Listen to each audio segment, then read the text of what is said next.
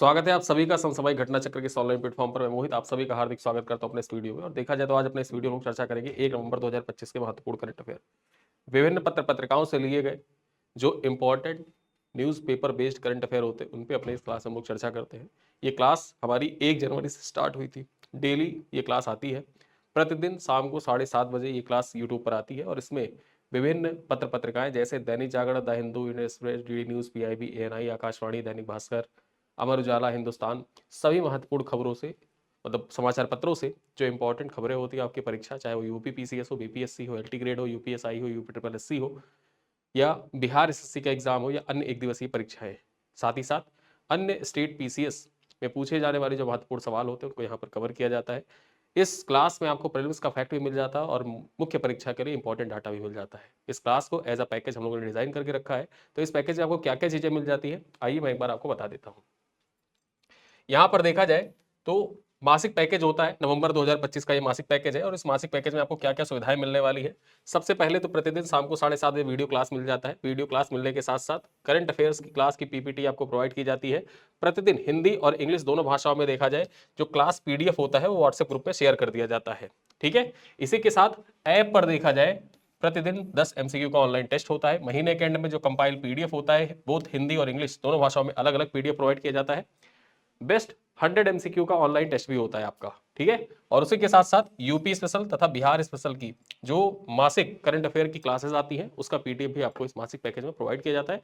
साथ ही साथ रिवीजन की जो पीडीएफ होती है वो भी व्हाट्सएप ग्रुप में प्रोवाइड कर दिया जाता है। तो ये पूरा पैकेज आप ज्वाइन कर सकते हैं। ये पूरा मासिक पैकेज में इतनी सारी सुविधा आपको मिलती है।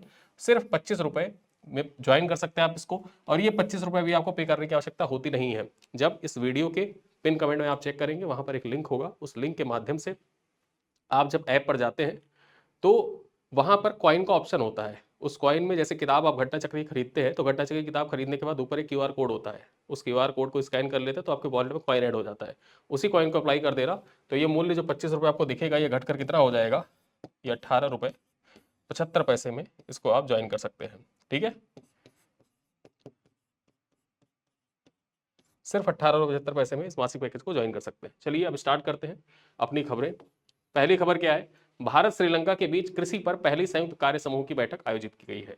अब ये भारत और श्रीलंका के बीच में कृषि पर पहली संयुक्त कार्य समूह की बैठक है। ठीक है, यहाँ पर जो ज्वाइंट वर्किंग ग्रुप है उसकी पहली बैठक हुई, इस वजह से इंपॉर्टेंट हो जाता है। किस पर हुआ है, एग्रीकल्चर पर हुआ है, तो इस वजह से और ज्यादा महत्वपूर्ण हो जाता है। कहां पर इसका आयोजन किया गया, सबसे पहले तो इंपॉर्टेंट है, परीक्षा में ऐसे सवाल आए भी हैं।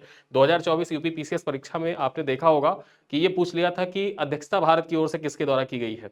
ठीक है, तो वैसा ही सेम सवाल यहाँ पर है। यहाँ पर देखा जाए तो भारत श्रीलंका के बीच कृषि पर पहली संयुक्त कार्य समूह की बैठक आयोजित हुई है। भारत और श्रीलंका के बीच कृषि पर पहली संयुक्त कार्य समूह यानी कि ज्वाइंट वर्किंग ग्रुप की जो बैठक है ये 30 अक्टूबर 2025 को कृषि भवन नई दिल्ली में आयोजित हुई थी। ठीक है, कहां पर, कृषि भवन नई दिल्ली में इसका आयोजन किया गया। इसकी सह अध्यक्षता कृषि और किसान कल्याण विभाग के सचिव डॉक्टर देवेश चतुर्वेदी और श्रीलंका के कृषि मंत्रालय के सचिव डीपी विक्रम सिंधे के द्वारा किया गया था। ठीक है, तो भारत की ओर से किसने इसका अध्यक्षता किया या यहां पर देखा जाए नेतृत्व किया था, तो कृषि एवं किसान कल्याण विभाग जो है, ठीक है, उसके जो सचिव हैं देवेश चतुर्वेदी उनके द्वारा किया गया था यहाँ पर अध्यक्षता। बैठक में कृषि मशीनीकरण, जैविक खेती, बीज क्षेत्र विकास, कृषि उद्यमिता, मृदा स्वास्थ्य, बाजार पहुंच, जलवायु अनुकूल कृषि जैसे क्षेत्रों के सहयोग पर चर्चा हुई। दोनों देशों ने संयुक्त अनुसंधान, डिजिटल कृषि और क्षमता निर्माण के अवसर तलाशने पर सहमति व्यक्त की है। यहाँ पर हम चर्चा कर लें तो श्रीलंका प्रतिनिधिमंडल ने देखा जाए IARI पूसा का भी दौरा किया, जिससे खाद्य और पोषण सुरक्षा को सुदृढ़ करने की साझा प्रतिबद्धता दोहराई गई है दोनों देशों के बीच में। चलिए अगली खबर पर चर्चा करें हम लोग। देखा जाए तो केंद्रीय कृषि मंत्री ने राष्ट्रीय एफपीओ समागम 2025 का शुभारंभ किया। अब ये जो राष्ट्रीय एफपीओ समागम 2025 है इंपॉर्टेंट हो जाता है आपकी परीक्षा के दृष्टिकोण से, सम्मेलन समारोह के दृष्टिकोण से महत्वपूर्ण है। ठीक है, चर्चा कर लेते हैं। केंद्रीय कृषि मंत्री डॉक्टर शिवराज सिंह चौहान ने नई दिल्ली में राष्ट्रीय एफपीओ समागम 2025 का शुभारंभ किया है। यहां पर हम चर्चा करें तो इस कार्यक्रम में 25 राज्यों और 140 जिलों से 500 से अधिक किसान एफपीओ और एजेंसियां सम्मिलित हुई थी। मंत्री ने किसानों से संवाद करते हुए इंटीग्रेटेड फार्मिंग और किसानों को उद्यमी बनाने पर बल दिया है। उन्होंने घोषणा की कि सरकार जल्द सीड एक्ट लेकर आएगी। सरकार के द्वारा देखा जाए जो सीड एक्ट है, बीज अधिनियम, उसको लाए जाने का प्रावधान किया गया है, जिससे क्या होगा कि नकली बीज व कीटनाशकों के पर देखा जाए सख्त कानून बनाया जाएगा। ठीक है, जो नकली बीज होते हैं ना, कि मार्केट में ब्रांडिंग तो अच्छी अच्छी कर देते हैं और अंदर बीज रहता है नकली, तो उस पर देखा जाए लगाम लगाने के उद्देश्य से ये सीड एक्ट लेकर आया जाएगा गवर्नमेंट के द्वारा। कार्यक्रम में उत्कृष्ट एफपीओ को सम्मानित किया गया और किसान उद्यमिता को बढ़ावा देने पर जोर भी दिया गया है। आगे चर्चा करते हैं, सोनम वांगचुक के बारे में चर्चा करते हैं। रमन मैग्सेसे पुरस्कार से सम्मानित किए जा चुके हैं सोनम वांगचुक। और अभी हालिया प्रोटेस्ट जो हो रहा है लद्दाख में हालिया प्रोटेस्ट की वजह से इनको गिरफ्तार किया जा चुका है। ठीक है, लेकिन यहाँ पर इंपॉर्टेंट क्या है, खबर दूसरी है कुछ। सोनम वांगचुक टाइम्स मैगजीन के 100 प्रभावशाली लोगों में इनको शामिल किया गया है। ठीक है, टाइम्स मैगजीन के द्वारा देखा जाए तो 100 प्रभावशाली लोगों की जो सूची जारी की गई उसमें सोनम वांगचुक को शामिल किया गया है। चर्चा कर लेते हैं किस कैटेगरी में शामिल किया गया, ये भी चर्चा करेंगे। तो सोनम वांगचुक को टाइम्स मैगजीन ने the 100 most influential climate leaders of 2025 की लिस्ट में शामिल किया है। लिस्ट कौन सी है ये जरूर याद रखना, the 100 most influential climate leaders of 2025। ठीक है, 2025 इस कैटेगरी में सोनम वांगचुक को शामिल किया है। एग्जाम सीधे सीधे एग्जाम में आपसे पूछेगा, ये नहीं पूछेगा कि टाइम्स मैगजीन के द्वारा 100 most influential climate leaders of 2025 की सूची में शामिल एकमात्र भारतीय कौन, सोनम वांगचुक। ठीक है, टाइम्स मैगजीन ऐसे नाम हटा देगा, सीधे सीधे लिस्ट का नाम दे देगा, the most influential climate leaders of 2025। ठीक है, यहां पर हम चर्चा करें तो सोनम वांगचुक एक इंजीनियर, शिक्षाविद, सामाजिक कार्यकर्ता है। आप जानते ही हैं 3 इडियट्स मूवी जो बनी थी, इन्हीं से इंस्पायर होकर वो मूवी बनाई गई थी। चर्चा कर ले, पिछले महीने उन्हें लद्दाख में पूर्ण राज्य का दर्जा दिलाने के प्रदर्शन के चलते गिरफ्तार कर लिया गया था। वे पिछले 1 दशक से प्राचीन सांस्कृतिक परंपरा कृत्रिम ग्लेशियर बनाने के नए वैज्ञानिक तकनीकी पर काम कर रहे थे। ठीक है, पर्यावरणविद है और इनको देखा जाए रमन मैग्सेसे पुरस्कार से भी सम्मानित किया जा चुका है।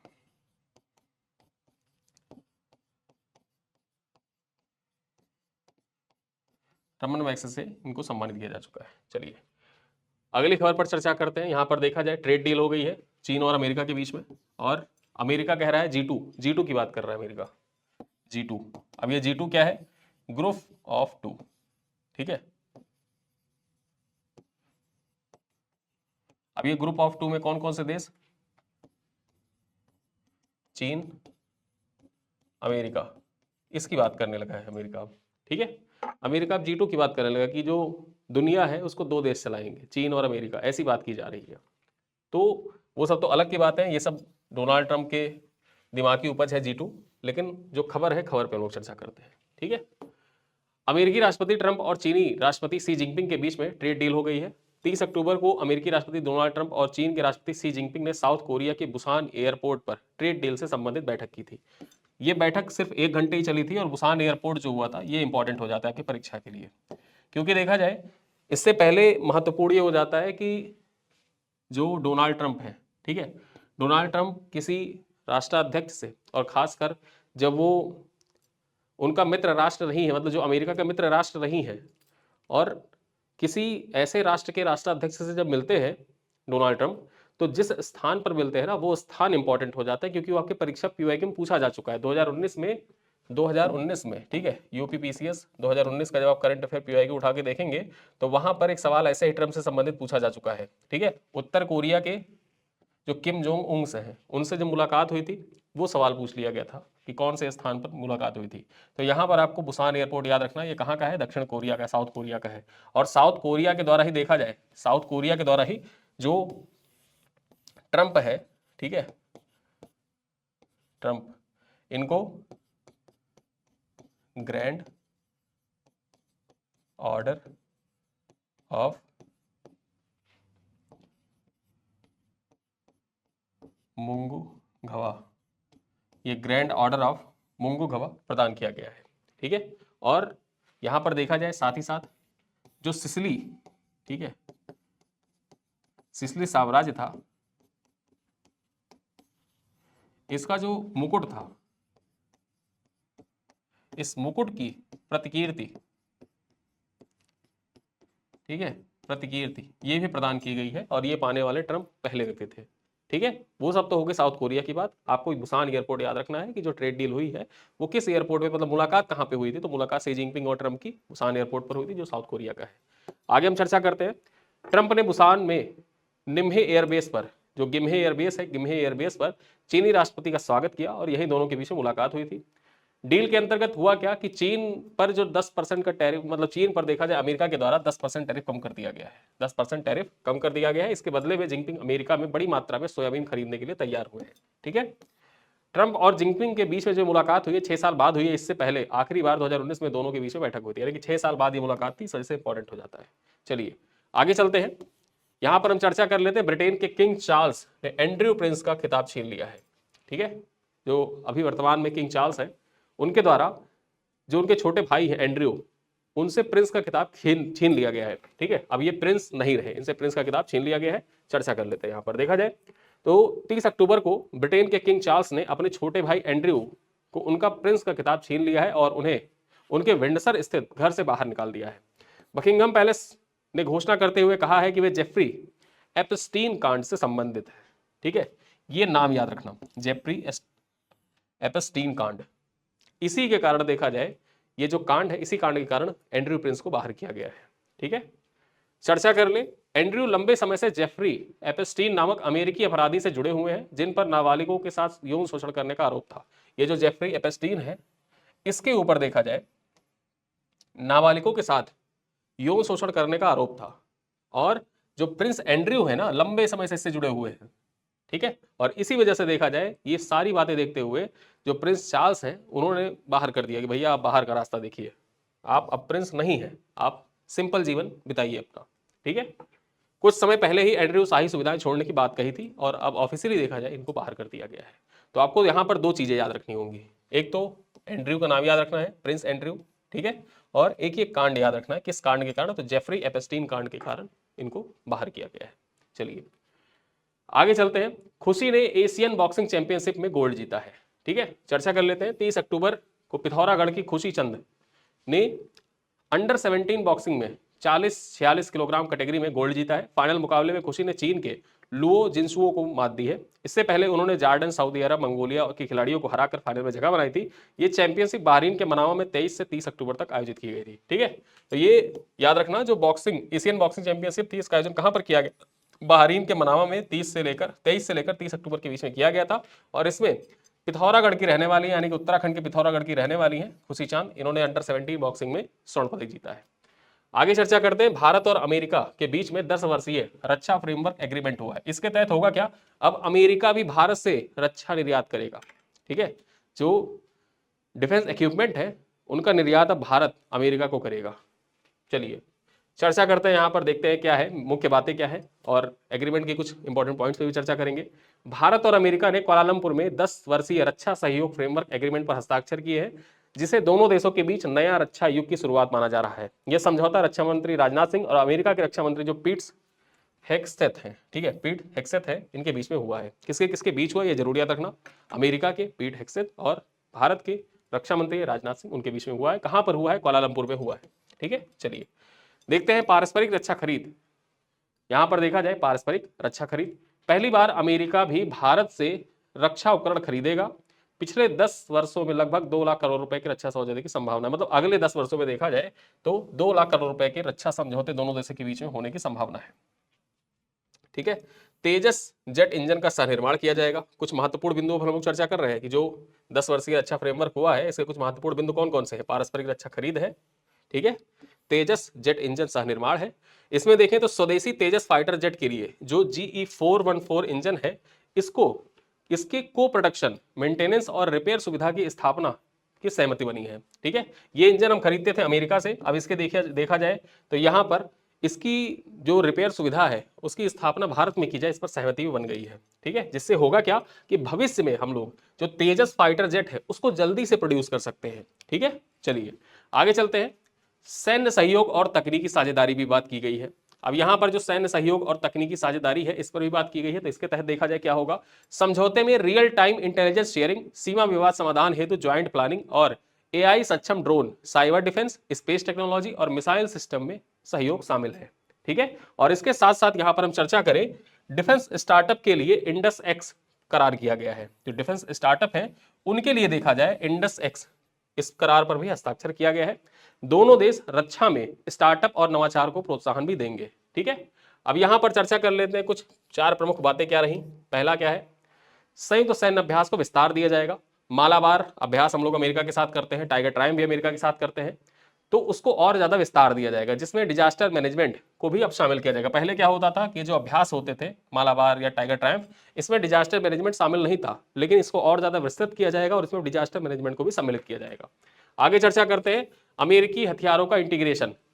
भारतीय सेना, यहां पर देखा जाए भारतीय सेना में C-13, C-130J, C-17 चिनूक, सी हॉक, अपाचे हेलीकॉप्टर का उपयोग प्रशिक्षण में सहयोग और ज्यादा बढ़ेगा। साथ ही साथ नए रक्षा उपकरण और बेस सपोर्ट भी दी जाएगी। Javelin, anti tank missile, striker, बख्तरबंद वाहन, फ्यूल सप्लाई और आपसी बेस उपयोग पर भी सहमति बनी है दोनों देशों के बीच में। और चौथा पॉइंट क्या है इंपॉर्टेंट, नौसेना सहयोग और नई तकनीकी। यहां पर देखा जाए जो P-8I गश्ती विमान है, इसकी अतिरिक्त खरीद, मानव रहित पनडुब्बियों और समुद्री सोनार सिस्टम के विकास की दिशा में अहम कदम बढ़ाए जाएंगे। और ये सारे पॉइंट देखा जाए आपके परीक्षा के दृष्टिकोण से प्री के लिए तो महत्वपूर्ण हो जाता है। प्री के लिए कितना पॉइंट इंपॉर्टेंट है, कहां पर हुआ, कोलालमपुर में हुआ, कितने सालों के लिए हुआ, 10 सालों के लिए हुआ, किसके किसके बीच हुआ, रक्षा मंत्री जो राजनाथ सिंह है और पीट हेगसेथ के बीच में हुआ। इंपॉर्टेंट यहां पर यह है कि ये पॉइंट आपकी मुख्य परीक्षा के लिए इंपॉर्टेंट है, मेंस के लिए इंपॉर्टेंट है। भारत अमेरिकी रक्षा सहयोग, ठीक है। अब भारत अमेरिकी रक्षा सहयोग के, अब परीक्षा में आपसे क्यों पूछेगा, आप देख रहे होंगे, आप खुद महसूस कर रहे होंगे कि जो ट्रंप का रुझान है वो पाकिस्तान की तरफ ज्यादा है, भारत की तरफ कम है। आपको फील होता होगा कि पाकिस्तान का खुल के सपोर्ट कर रहा है अमेरिका कहीं ना कहीं, और भारत को देखा जाए जैसा सपोर्ट अपने पहले टर्म में करते थे ट्रंप, वैसा सपोर्ट कर नहीं रहे हैं। लेकिन अब यहां पर सवाल आपके दिमाग में सारी चीजें बैठ जाएंगी कि अमेरिका के साथ भारत के संबंध हो रहे खराब, सारी चीजें हो रही नेगेटिव, और यही आप खा जाएंगे थोड़ी सी मात, ठीक है। संबंध ट्रंप कैसा कर रहे हैं, लेकिन उस पर मायने वो नहीं रखता है कि ट्रंप कैसा कर रहे हैं। ट्रंप 4 साल के लिए है और ये उनका आखिरी टर्म है, क्योंकि अमेरिका का नियम है कि वहां पर एक व्यक्ति जो है वो 2 बार ही राष्ट्रपति बन सकता है, ठीक है। तो ये उनका में भी अगर संविधान में परिवर्तन नहीं हो जाता है तो आखिरी टर्म होगा ट्रंप का, और 1 साल बीत चुके हैं, 3 साल और हैं, 3 साल बाद वो नहीं रहेंगे, ठीक है। और उनकी आयु भी हो रही है अब, तो आने वाले सालों में पता नहीं रहे ना रहे, और मतलब 4 सालों के बाद वो राष्ट्रपति रहते हैं या नहीं रहते हैं, ठीक है। तो उनसे मतलब नहीं है। लेकिन जो अमेरिका की डीप स्टेट है, जो अमेरिका के नीति निर्माता है, उनके बीच में वो भारत के स्ट्रेटेजिक महत्व को समझते हैं, और उस दृष्टिकोण से देखा जाए तो हमारे संबंध अमेरिका से खराब नहीं है अभी भी, ठीक है। तो पॉजिटिव में अगर पूछा जाए भारत, अब यहां सवाल आपसे यही पूछा जा सकता है कि भारत अमेरिकी रक्षा संबंधों पर सवाल आपसे पूछा जा सकता है कि विश्लेषण कीजिए या परीक्षण कीजिए, निरीक्षण कीजिए या टिप्पणी कीजिए, ऐसे सवाल आपसे पूछे गए। तो वहां पर आपको जो भारत अमेरिकी रक्षा संबंधों पर चर्चा करनी होगी, तो कौन कौन से इक्विपमेंट हम खरीदते हैं उनके बारे में आप जिक्र करेंगे कि सी हॉक खरीदते हैं, अपाचे हेलीकॉप्टर हमने खरीदा वहां से अमेरिका से, बहुत से बोइंग के एयरक्राफ्ट वगैरह खरीदे, वो सारी चीजें अलग हो गई, वो जर्नल हो गया। अब वहां पर आपको अपने प्रश्न को इन्हांस करना है, उत्तर को इन्हांस करना है और ज्यादा बेहतर तरीके से लिखना है। तब वहां पर आप इस चीज को मेंशन करेंगे कि भारत अमेरिका के बीच में जो भारत अमेरिका रक्षा सहयोग है, उसको बढ़ावा देने के उद्देश्य से देखा जाए तो भारत अमेरिका के बीच में 10 वर्षीय रक्षा फ्रेमवर्क एग्रीमेंट किया गया है, जिसके कुछ महत्वपूर्ण बिंदु हैं। उन बिंदुओं पर हम लोग चर्चा करेंगे। पारस्परिक रक्षा खरीद है कि अब अमेरिका भारत से खरीदेगा, भारत अमेरिका से तो खरीद ही रहा है, ठीक है। साथ ही साथ एक बिंदु ये भी रहेगा कि तेजस जेट इंजन सह निर्माण किया जाएगा। पहले क्या होता था कि हम डिपेंड रहते थे, सप्लाई टाइम पर नहीं हुई तो उसका खामियाजा, उसका नुकसान भुगतना पड़ता था। जो तेजस का जो निर्माण है वो मतलब देरी से होता था। लेकिन अब यहाँ पर जब सह निर्माण किया जाएगा तो को प्रोडक्शन, मेंटेनेंस और रिपेयर सुविधा जो होंगी भारत में भी स्थापित होंगी, जिससे तेजस जेट इंजन जो है इसका निर्माण तेजी से हो सकेगा। साथ ही साथ सैन्य सहयोग और तकनीकी साझेदारी को बढ़ावा दिया जाएगा। इसके अंतर्गत कौन कौन से पॉइंट हैं, इन बिंदुओं को आप देख लीजिए, इसको आपको पॉइंट में मेंशन करना होगा। वहीं पर डिफेंस स्टार्टअप्स के लिए इंडस एक्स करार किया गया है, ठीक है, इस पॉइंट को जरूर मेंशन करिएगा। और कुछ प्रमुख बातें हैं, उन प्रमुख बातों में जो संयुक्त सैन्य अभ्यास है उसका विस्तार किया जाएगा। अब संयुक्त अभ्यास कौन कौन से किए जाते हैं, पॉइंट डाल के लिख दीजिएगा सीधे सीधे कि मालाबार किया जाता है। कौन कौन से यहाँ पर जो क्वाड कंट्रीज हैं, क्वाड कंट्रीज मालाबार में शामिल होते हैं, तो उन क्वाड कंट्रीज का जिक्र कर दीजिएगा कि मालाबार में शामिल होते हैं। साथ ही साथ टाइगर ट्रायम्फ है, इसका जिक्र करिएगा कि टाइगर ट्रायम्फ भारत अमेरिका के साथ करता है, ठीक है। और वहीं पर अभी तक जो सैन्य अभ्यास होता था उसका विस्तार किया जाएगा। विस्तार करने के साथ साथ डिजास्टर मैनेजमेंट को भी सैन्य विस्तार में जोड़ा जाएगा। ठीक है, फिर अमेरिकी हथियारों का इंटीग्रेशन, पॉइंट्स लिख दीजिएगा, 2-4 हथियार के नाम आपको याद रहेंगे, हथियारों को लिख दीजिएगा। जो विमान सीहॉक अपाचे हेलीकॉप्टर है उनका जिक्र करिएगा। फिर नए रक्षा उपकरण और एयरबेस सपोर्ट दिया जाएगा कि भारत में जो एयरबेस है उनका एक्सेस अमेरिका मतलब जरूरत पड़ने पर कर सकता है हिंद प्रशांत में, और जो अमेरिका के बेस हैं उनका इस्तेमाल भारत कर सकता है जरूरत पड़ने पे। तो ऐसी सुविधाएं भी यहाँ पर प्रदान की गई हैं। फिर उसके बाद नौसेना सहयोग और तकनीकी सहायता, जो गश्ती विमान है, ठीक है, मानव रहित पनडुब्बियां हैं, उनका सहयोग भी आपस में दोनों देशों के बीच में सहयोग प्रदान किया जाएगा। ऐसे ही पॉइंट्स आपको लिखने हैं परीक्षा में, और यही ऐसे पॉइंट्स आप लिख देंगे तो आपका आंसर अच्छा हो जाएगा, बेहतर हो जाएगा। 12 नंबर में पूछा जाए तो खूब ग्राफ बना बना के लिखिए, और 8 नंबर में पूछा जाता है तो आप हेडिंग डाल के points points points example point example point example आप लिखते जाएंगे तो आपका काम हो जाएगा। ठीक है, बस ऐसे ही आंसर आपको लिखना है। चलिए अब आते हैं अगले टॉपिक पर। दीपक मित्तल बने संयुक्त अरब अमीरात में भारतीय राजदूत। दीपक मित्तल बने संयुक्त अरब अमीरात में भारतीय राजदूत। चर्चा कर लेते हैं पॉइंट पर। क्या पॉइंट है? भारतीय विदेश सेवा के 1998 बैच के अधिकारी हैं दीपक मित्तल। संयुक्त अरब अमीरात में भारतीय राजदूत का पदभार इन्होंने ग्रहण किया है। उनके पास प्रमुख वैश्विक कार्यभारों का 2 दशक से अधिक का अनुभव है। डॉक्टर जो दीपक मित्तल है मिस्र, इजराइल, बांग्लादेश में भारतीय मिशनों पर कार्य कर चुके हैं। साथ ही साथ इससे पहले वे हो चिन मिन सिटी जो है वहां पर महावाणिज्यिक दूतावास जो है, और साथ ही साथ कतर में राजदूत भी रह चुके हैं। ठीक है, तो इनका नाम इंपॉर्टेंट हो जाता है आपके लिए। आगे चलते हैं। स्वस्थ नारी सशक्त परिवार अभियान के नाम 3 गिनीज वर्ल्ड रिकॉर्ड दर्ज किए गए हैं। इन पर चर्चा करते हैं, महत्वपूर्ण हो जाता है आपकी परीक्षा के लिए।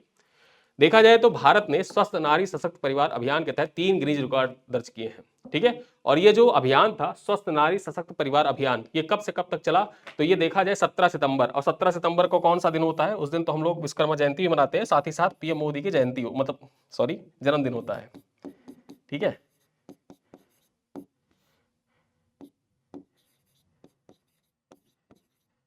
जन्मदिन होता है पीएम मोदी का।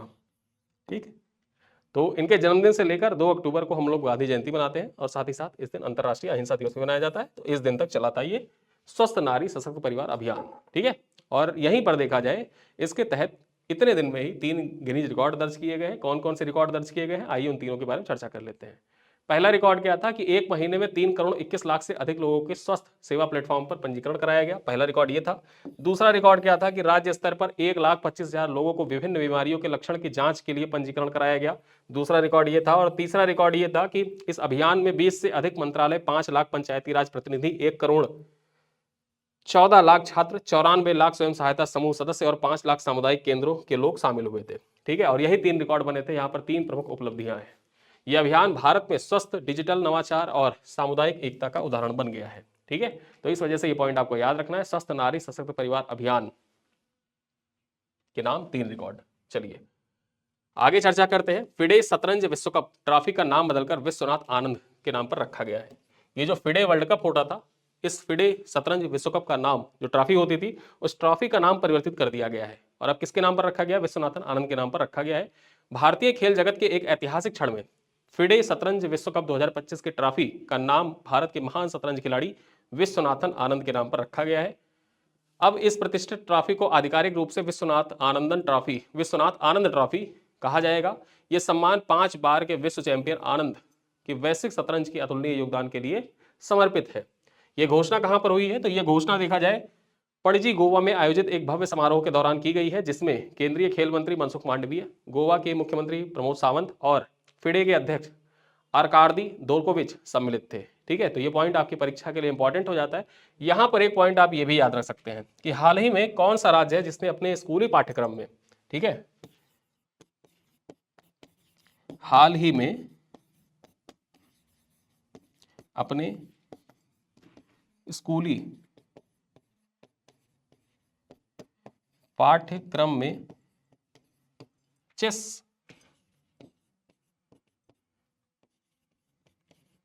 को शामिल करने वाला राज्य ये कौन सा है? तो ये राज्य है गोवा। ठीक है, गोवा राज्य सरकार ने क्या किया है, जो उसका स्कूली पाठ्यक्रम है, स्कूली पाठ्यक्रम में, अब स्कूल में देखा जाए चेस भी सिखाया जाएगा बच्चों को गोवा में, तो अपने स्कूली पाठ्यक्रम में चेस को भी सम्मिलित किया है। तो इन पर सवाल आपसे एग्जाम में पूछा जा सकता है। और इस बार जो फिडे शतरंज विश्व कप का आयोजन किया जाएगा वो कहाँ पर किया जाएगा, गोवा में ही किया जाएगा। और महत्वपूर्ण पॉइंट ये भी हो जाता है कि फिडे शतरंज विश्व कप ट्रॉफी जो थी उसका नाम परिवर्तित कर दिया गया, विश्वनाथन आनंद के नाम पर रखा जाएगा। ठीक है, चलिए अब आते हैं, कुछ सवाल हैं आपसे, उन सवालों को उत्तर आप दीजिएगा। यहाँ पर देखा जाए सवाल नंबर 1 क्या कह रहा है, भारत का पहला चरम गरीबी से मुक्त राज्य कौन सा है। किस राज्य ने देखा जाए अपने आप को 1 नवंबर, ठीक है, 1 नवंबर 2025 को अपने आप को चरम गरीबी से मुक्त घोषित कर दिया है। उत्तर प्रदेश, गोवा, केरल या उत्तराखंड।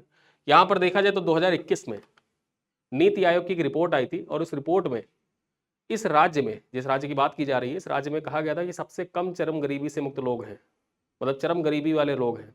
ठीक है, और परसेंटेज 1% से भी कम था, पॉइंट समथिंग परसेंट था। तो वो जो पॉइंट समथिंग में थे उनको भी एकदम से पूरी तरीके से खत्म करने के लिए कि उनकी गरीबी भी खत्म कर दी जाए और उनको भी मुख्यधारा से जोड़ दिया जाए। तो ऐसे लोगों को मुख्यधारा से जोड़ने के लिए चरम गरीबी मुक्त अभियान संचालित किया गया था 2021 में राज्य सरकार के द्वारा। और ये राज्य सरकार का 4 वर्षों के लिए संचालित अभियान था जो 1 नवंबर 2025 को पूरा हुआ। और 1 नवंबर 2025 को ही इस राज्य की स्थापना दिवस भी मनाई जाती है। और ये राज्य 1 नवंबर 2025 को भारत का पहला चरम गरीबी मुक्त राज्य बन गया था। वो राज्य कौन सा है ये आप कमेंट बॉक्स में बताएंगे। चलिए क्वेश्चन नंबर 2 कौन सा है, यहां पर देखा जाए जीआई टैग प्राप्त इंडी लाइम को हाल ही में किस देश को निर्यात किया गया है। ये जो इंडी लाइम है इसके बारे में मैंने आपको बताया था, ये इंडी लाइम, ठीक है, ये कर्नाटक के विजयपुरा, जो कर्नाटक के विजयपुरा क्षेत्र है यहीं पर इसको उगाया जाता है। ठीक है, यहीं पर इसको उगाया जाता है। और देखा जाए हाल ही में किस देश को इसका निर्यात किया गया है, आयरलैंड को, ब्रिटेन को, यूएसए को या ऑस्ट्रेलिया को। तो ये आप कमेंट बॉक्स में बताएं किस देश को निर्यात किया गया है। क्वेश्चन नंबर 3 क्या कह रहा है, ग्रैंड ऑर्डर ऑफ मोंगुघवा किस देश का सर्वोच्च नागरिक सम्मान है। ठीक है, किस देश का सर्वोच्च नागरिक सम्मान है आपको बताना है कमेंट बॉक्स में। वियतनाम का, थाईलैंड का, ताइवान का या दक्षिण कोरिया का। हाल ही में देखा जाए जो एपेक सम्मेलन हुआ था उस सम्मेलन के दौरान ट्रंप को, ठीक है, ट्रंप को यह सम्मान प्रदान किया गया है। तो इस वजह से इंपॉर्टेंट हो जाता है ये कहां का सर्वोच्च नागरिक सम्मान है आपको कमेंट बॉक्स में बताना है। अब यहां पर कुछ सवाल और भी हैं। अभी एएसआई की परीक्षा हुई थी कल परसों में, ठीक है, 2 तारीख और 1 तारीख को ये परीक्षा हुई थी एएसआई और कंप्यूटर ऑपरेटर का। वहां पर कुछ सवाल पूछे गए थे, उनमें से 1-2 सवाल मैं आपसे पूछता हूं, ये आप कमेंट में बताइएगा। ठीक है, अंतरराष्ट्रीय ओलंपिक समिति का गठन कब हुआ था। जो अंतरराष्ट्रीय ओलंपिक समिति है इसका गठन कब हुआ था, ये सवाल पूछा गया था। ऑप्शन ए कह रहा था 1886 में, बी कह रहा था 1890 में, 1924 में या 1894 में। तो यहाँ पर कौन सा उत्तर सही है ये आपका देखा जाए तो एएसआई का IQ है, ये आगे आने वाले जो एसआई परीक्षा है उसके लिए भी महत्वपूर्ण हो जाता है। वहां पर एक दिशा हमको पता चलती है कि कैसे सवाल आपसे पूछे जा सकते हैं। ठीक है, तो कौन सा उत्तर सही होगा कमेंट में आप बताएं। और यहां पर देखा जाए एक सवाल ज्योग्राफी से है, ये जीएस का आपका सवाल है। कौन सा राज्य भूटान से सीमा साझा नहीं करता है, सिक्किम, असम, मणिपुर या पश्चिम बंगाल। ठीक है, तो ये 5 सवाल हैं, इन 5 सवालों का उत्तर आप कमेंट बॉक्स में जरूर दीजिएगा। और इस क्लास पर यानी कि आज की जो क्लास है उस क्लास पर आधारित जो हमारा MCQ है वो आपको ऐप पर मिल जाएगा। आप खुद को जाइए, टेस्ट करिए, उसका एक्सप्लेनेशन पढ़िए और एक्सप्लेनेशन पढ़ने के साथ साथ वहीं पर आपको PPT मिल जाएगी, रिवाइज करिए। साथ ही साथ व्हाट्सएप ग्रुप में आपको हिंदी और इंग्लिश दोनों भाषाओं में PDF प्रोवाइड कर दिया जाएगा और व्हाट्सएप ग्रुप से आप PDF को आसानी से पढ़ सकते हैं, उसका प्रिंट आउट निकलवा सकते हैं, बार बार रिवाइज कर सकते हैं। आपके आगामी आने वाली परीक्षाओं के दृष्टिकोण से बहुत ही महत्वपूर्ण होता है। क्लास आप जरूर अटेंड किया करें, क्लास में बहुत सी एडिशनल इन्फॉर्मेशन जो होती है, अन्य जानकारियाँ होती हैं वो भी आपके साथ साझा की जाती हैं। साथ ही साथ मुख्य परीक्षा के लिए कुछ महत्वपूर्ण बातें होती हैं जो बताई जाती हैं कि आप कैसे यूज़ कर सकते हैं, करंट अफेयर से रिलेट कर सकते हैं अपने प्रश्नों को, कहाँ पर कौन सा टॉपिक से अपने प्रश्नों को यूज़ कर सकते हैं, कैसे आपका वैल्यू एडिशन हो सकता है, कैसे आप नंबर गेन कर सकते हैं, अच्छा खासा नंबर पा सकते हैं। ठीक है, तो इस वजह से डेली करंट अफेयर की क्लास जरूर अटेंड किया करें। मिलते हैं अगली क्लास में, आज की क्लास यहीं पर होती है समाप्त। तब तक के लिए बहुत बहुत धन्यवाद।